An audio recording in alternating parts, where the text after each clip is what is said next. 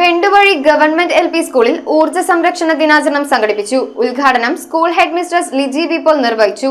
തുടർന്ന് ഊർജ്ജ സംരക്ഷണ ബോധവൽക്കരണ ക്ലാസും റാലിയും നടത്തി.